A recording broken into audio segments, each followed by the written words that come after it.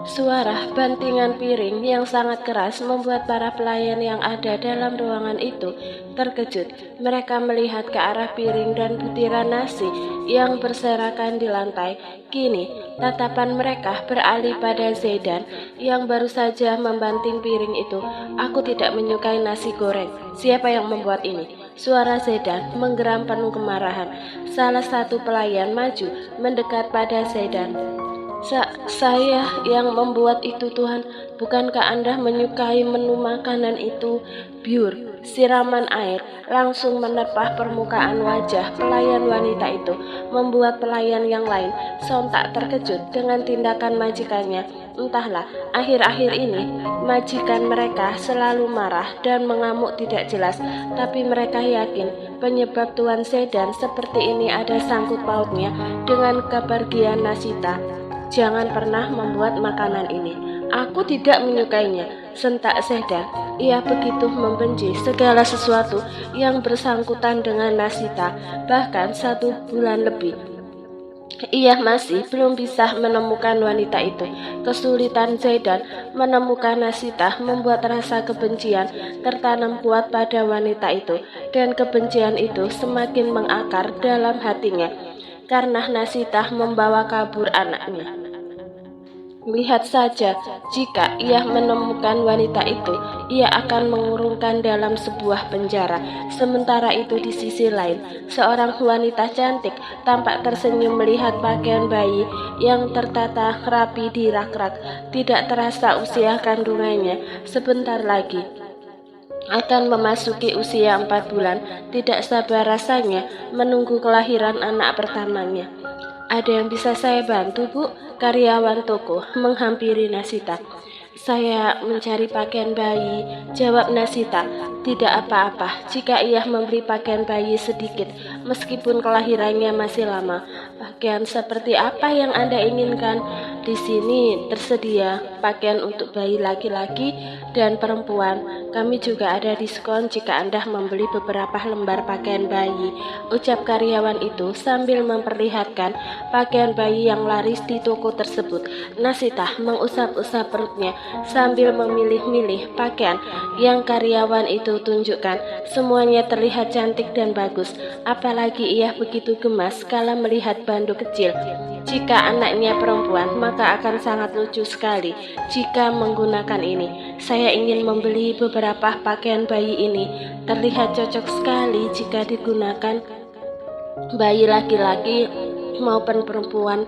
Nasita mengambil pakaian bayi yang menarik perhatiannya. "Baiklah kalau begitu, biar saya bungkus."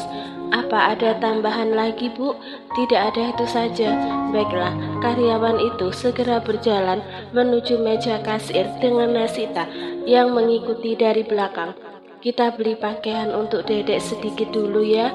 Setelah Dedek sudah 7 bulan dalam kandungan, Bunda belikan pakaian yang lebih banyak lagi," ucap Nasita sambil mengusap-usap perutnya. Setelah selesai membayar belanjaannya, Nasita segera keluar dari toko itu. Senyuman mengembang di bibirnya tanpa ada raut kesedihan yang terbingkai di wajahnya seperti kemarin. 1 bulan lebih, hidup seorang diri di kota ini perlahan melenyapkan kesedihan yang ia rasakan. Bahkan hidupnya begitu tenang dan membuatnya bisa menikmati kehamilannya. Nasita benar-benar ingin membuka lembaran hidupnya tanpa ada tangisan lagi. Nasita pun sudah mendapatkan pekerjaan di sebuah perusahaan pusat kota. Meskipun kondisinya tengah hamil, ia begitu semangat bekerja untuk masa depan anaknya nanti agar bisa hidup berkecukupan. Seorang wanita menghela nafas kasar kala melihat hasil tes pack yang tidak menunjukkan tanda-tanda positif hamil. Ini tes pack keempat yang ia gunakan, tapi hasilnya tetap sama. Bagaimana hasilnya? Narendra masuk ke dalam kamar mandi dan melihat benda pipi yang istrinya pegang. Negatif. Kenapa hasilnya negatif? Padahal ini sudah 1 bulan lebih. Nada suara Narendra tampak kecewa. Mana aku tahu, lagi pula kita baru saja menikah. Mana mungkin aku langsung hamil. Setidaknya tunggulah dulu sampai 3 bulan. Tapi aku ingin secepatnya mempunyai anak, Sila. Bertahun-tahun aku menunggu seorang anak dari Nasita, tapi dia mandul. Dan sekarang yang aku harapkan adalah kamu yang mengandung anakku. Iya, kamu sabar, Mas. Nanti aku pasti hamil kok. Yang penting kita rajin usaha. Sila memeluk suaminya. Narendra mengangguk dan membalas pelukan Sila. Ia mengecup kening istrinya. Ia pun berharap mendapatkan banyak anak dari istri keduanya, dan ia yakin Sila mampu memberikannya. Ya sudah, kalau begitu kita ke bawah dulu. Mama dan Papa sudah menunggu untuk makan bersama, sayang. Iya Mas, aku buang dulu tas bagnya. Sila segera membuang benda itu ke bak sampah dekat wastafel dan tidak lupa mencuci tangan sebelum ke lantai bawah untuk makan bersama mertuanya. Saat sampai di lantai bawah, keduanya segera duduk di kursi masing-masing. Di meja sudah tersedia begitu banyak makanan di sana. Saat Sila mulai menikmati makanannya, ucapan sang mertua membuat wanita itu menghentikan pergerakannya. Apa kamu sudah isi? Pertanyaan Sophie membuat Sila melirik suaminya di samping. Sementara itu Lukas hanya menyimak. Belum, Ma, balasnya dengan ragu. Padahal Mama berharap mendapatkan cucu secepatnya. Bertahun-tahun menunggu, mungkin tunggu beberapa bulan lagi, Ma, sahut Narendra. Kami juga baru menikah. Sampai kapan menunggu? Padahal Mama berharap mendapatkan kabar bahagia dari kalian. Sila mengatupkan bibirnya rapat. Mendadak nafsu makannya langsung hilang karena ucapan mertuanya. Apalagi wanita tua itu seperti mendesaknya untuk memiliki anak. Apa dikira sekali buat langsung jadi? Dada Sila bergemuruh kesal, namun berusaha ia tahan. Jangan sampai ia hilang kendali dan membalas ucapan mertuanya dengan kurang ajar. Aku ke kamar dulu. Sila bangkit dari tempat duduknya. Sontak semua orang menatap ke arah wanita itu. Sayang, habiskan dulu makanannya. Narendra menggenggam tangan sang istri. Aku sudah tidak selera, jawabnya sambil melirik ke arah Sophie lalu beranjak dari ruangan itu. Dasar tidak tahu sopan santun, desi Sophie pelan. Sementara itu Narendra menyusul istrinya. Perkara anak kita tidak bisa memaksa Sila untuk memberikan secepatnya, Ma. Lukas akhirnya membuka suara. Sophie menoleh ke arah suaminya. Aku sangat menginginkan cucu dari Narendra, Mas. Sabar, Ma. Semuanya tidak lepas dari campur tangan yang di atas. Kita doakan saja Sila agar cepat hamil, ucap Lukas lagi penuh perhatian. Sophie mengangguk lemah, meskipun ada harapan besar dalam hatinya. 5 tahun berlalu, sepasang kaki kecil berlari lalu memeluk seorang wanita yang dengan sigap menangkapnya. Kangen Aunty, ucapnya lalu mengecup pipi wanita berusia 31 tahunan itu. Senyuman manis terbingkai di bibir mungil itu. Bulu matanya lentik dan warna matanya hazel keemasan. Aunty juga kangen Ehan, sekarang gendutan ya, anak laki-laki itu tertawa mendapatkan cubitan di pipi berisinya. Sementara itu Nasita yang menghampiri keduanya tersenyum. Maaf membuatmu menunggu lama, begitu banyak barang-barang yang aku bawa, ucap Nasita sambil melirik koper besar miliknya. Biar Mas Satria yang membawa koper kamu, Nasita. Kita langsung masuk mobil saja, ucap Sinta. Baiklah kalau begitu. Kebetulan aku lelah juga. Perjalanan ke Jakarta cukup panjang. Aunty punya jajan nggak? Tanyanya tanpa sungkan. Ada dong, kan Ehan suka makan. Jadi Aunty beli jajanan yang banyak, ucap Sinta yang membuat anak itu tersenyum kegirangan. Kamu jangan terlalu memberikan dia jajanan, Sinta. Nanti tubuhnya semakin melar. Peringat Nasita yang membuat Ehan merengut kesal. Ia tak suka dibilang gendut. Bunda, Ehan gak gendut, balas Ehan dengan nada yang manja, mencoba mencari simpati dari Sinta. Sinta terkekeh melihat interaksi ibu dan anak tersebut. Entahlah anak itu begitu lancar jika sudah berdebat, apalagi tubuhnya yang gendut membuatnya gemas sendiri.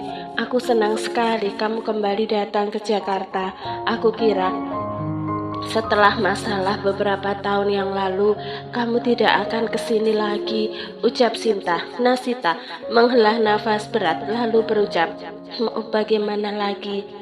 Mau bagaimana lagi? Kalau sudah masalah pekerjaan aku tidak bisa mengelak. Tidak apa-apa, setidaknya kamu sudah cukup baik dan tidak menyimpan luka lagi di kota ini. Iya, dan aku berharap tidak ada lagi kesedihan yang aku rasakan kembali seperti sebelumnya. Aku sudah cukup bahagia dengan kehidupanku sekarang. Lagi pula tidak ada gunanya memikirkan mantan. Apa kamu tahu minggu depan akan ada pesta besar di perusahaan kami, ucap Sinta. Kening Nasita mengernyit. Pesta apa? Bapak Zedan akan menikah dengan Laura. Setelah bertahun-tahun akhirnya Bapak Zedan memutuskan untuk menikah. Suara Nasita seketika tersekat di tenggorokan, mendadak gelenyar aneh tercipta di benaknya kala mendengar nama pria itu dan kabar yang mengejutkannya. Menikah? Sinta mengangguk. Usianya hampir kepala 4, jadi wajarlah untuk segera melangsungkan pernikahan. Kamu tahu, beberapa tahun belakangan ini Bapak Zedan menjadi otoriter dengan karyawannya. Pekerjaan yang tidak sesuai akan mendapatkan amukannya. Benarkah? Kenapa seperti itu? Tanya Nasita dengan ragu. Sungguh, ia tidak ingin membahas pria itu, namun ada rasa penasaran dalam benaknya. Aku tidak tahu tiba-tiba dia jadi seperti itu. Sinta mengedikkan bahunya. Sekarang kamu dan Ehan, aku antar ke hotel dulu. Setelah itu kita jalan-jalan, oke? Oke, Aunty, seru Ehan penuh semangat membuat Nasita dan Sinta terkekeh. Bagaimana Zedan? Apa aku cantik menggunakan gaun ini? Laura berputar di hadapan pria itu untuk memperlihatkan gaun pengantin yang ia kenakan. Cantik, hanya kata itu yang terlontar dari mulut Zedan. Laura mengerucutkan bibirnya dengan respon Zedan yang acuh tak acuh padanya. Pria itu bersikap dingin padanya, meskipun selalu membalas apapun yang ia katakan, tapi sungguh ia tidak menyukainya. Hubungan mereka sudah berjalan 3 tahunan, tapi hubungan mereka berdua seperti ada batasan seolah Zedan enggan membuka dirinya.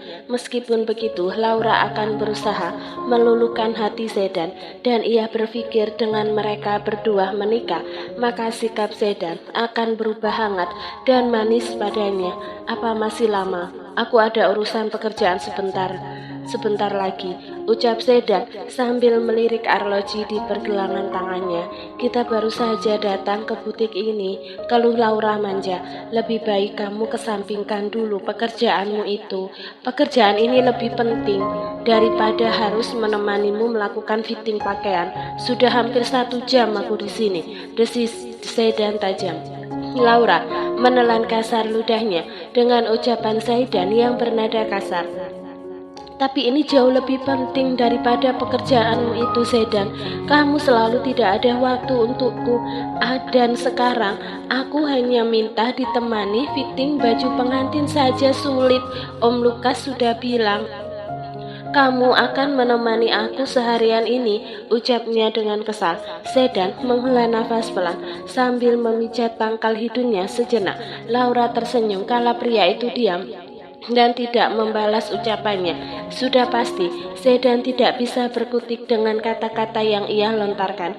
Setengah jam berlalu, Zedan duduk di sofa sambil memperhatikan Laura yang bolak-balik berganti gaun sampai ia bangkit dari tempat duduknya karena bosan. Kamu mau kemana, Zedan? Tanya Laura yang baru saja keluar dari ruang ganti. Aku ingin mencari minuman di luar.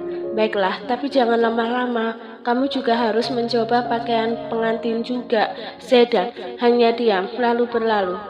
pergi dari hadapan Laura. Lihat saja, aku yakin kamu akan luluh pada aku, Sedan, gumam Laura penuh ambisi. Pria itu keluar dari toko butik, lalu berjalan menuju minimarket yang tidak jauh dari tempat fitting pakaian pengantin. Sedikit soda dingin setidaknya akan membuat pikirannya lebih tenang. Ia pusing jika harus menemani wanita itu. Di saat Sedan memasuki minimarket, ia melihat ke arah seorang anak kecil menjinjitkan kakinya seperti hendak mengambil makanan di rak atas. Ia berjalan mendekati anak itu, lalu mengambilkan makanan yang hendak anak itu gapai. Terima kasih, Om. Suara lucu itu langsung terdengar oleh Sedan. Senyuman manis mengembang di bibir anak lelaki yang memiliki ukuran tubuh cukup gempal. Sama-sama, balas Sedan, lalu berlari pergi dari hadapan anak itu untuk mengambil soda yang ia inginkan di lemari pendingin. Saat akan membuka lemari pendingin, Sedan kembali melihat ke arah anak itu yang tampak kerepotan menyeret keranjang belanjaannya. Seharusnya di usianya saat ini ia sudah memiliki anak seperti anak yang ia lihat sekarang. Apakah anak yang Nasita kandung sudah lahir ke dunia? Pertanyaan itu selalu muncul dalam benak Sedan. Ia sudah menyerah untuk mencari keberadaan wanita itu. Meskipun ada secerca harapan, ia bisa menemukan Nasita. Sedan mengayunkan langkahnya menuju kasir. Suasana minimarket saat ini cukup ramai, sehingga para pembeli harus mengantri untuk membayar belanjaan di meja kasir.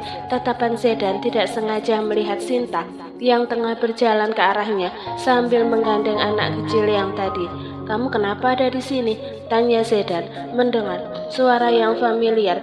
Sinta sontak terkejut kalau melihat atasannya ada di tempat ini. Kamu tidak ke perusahaan? Sinta menggelengkan kepalanya dengan jantung yang berdegup kencang. Ia sengaja tidak masuk bekerja hari ini untuk menjemput Nasita dan Ehan di terminal. Saya izin libur, Pak. Kebetulan saya harus menjemput saudara saya dari luar kota. Dustanya. Suaranya bergetar, mencoba menutupi kegelisahannya. Sedan terdiam mendengar itu. Tatapan matanya beralih ke arah anak lelaki yang ia tolong tadi, dan anak itu tersenyum ke arahnya.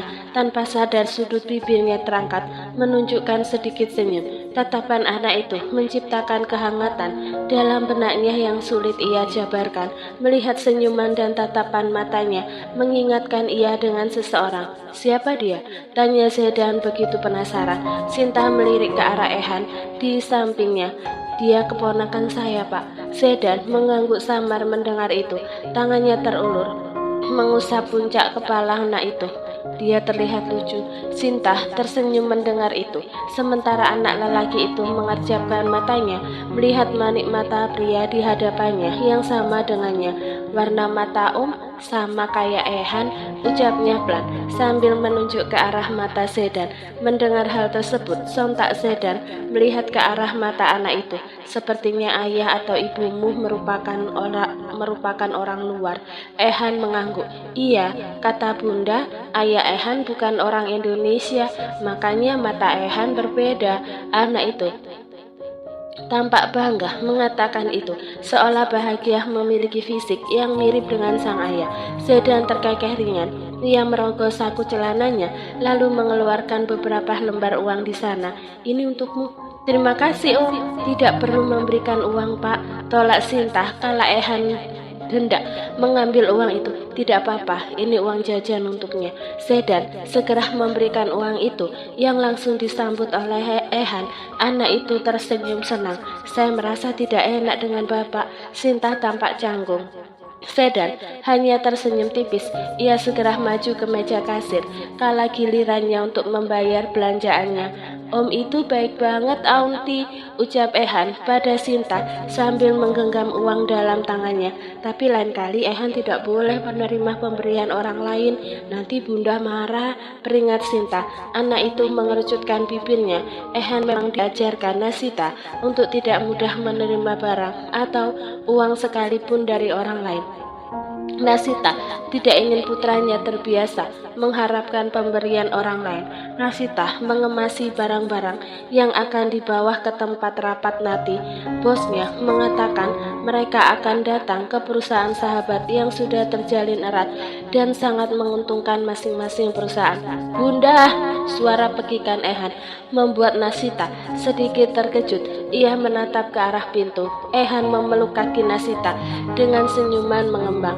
Ehan dari mana tadi? Tanya Nasita sambil mengusap puncak kepala putranya. Ehan dari minimarket habis jajan. Lihat, tadi Ehan dikasih uang sama Om Baik. Ehan menyerahkan beberapa uang pada Nasita. Banyak sekali, Nak. Memangnya kamu kenal dengan Om itu? Nasita menghitung 3 lembar uang merah yang putranya dapatkan. Ehan menggeleng polos. Tidak, tapi Aunty Sinta berteman dengan Om itu. Kening Nasita mengernyit mendengar hal tersebut. Ia melihat ke arah Sinta yang baru memasuki kamar hotel dengan membawa tas belanjaan. Sinta memang benar Ehan dikasih uang sama orang. Nasita langsung melontarkan pertanyaan saat Sinta meletakkan plastik belanjaan di meja. Iya, tadi tidak sengaja bertemu Bos Sedan dan dia langsung memberikan uang pada Ehan. Detak jantung Nasita seketika berhenti beberapa detik kala mendengar nama pria itu. Tiba-tiba wajah Nasita memucat dan timbul rasa ketakutan dalam benaknya. Bahkan lembaran uang dalam genggaman tangannya ia remas dengan kuat. Kamu kenapa, Nasita? Sinta menatap heran dengan perubahan raut wajah Nasita. Dengan hati yang diliputi rasa khawatir dan gelisah, Nasita berucap, kalau bisa jangan sampai Ehan bertemu dengan pria itu. Kening Sinta mengernyit. Memangnya kenapa? Nasita diam, tidak menjawab. Namun gerak-gerik dan raut wajah wanita itu sudah bisa menjawab semuanya.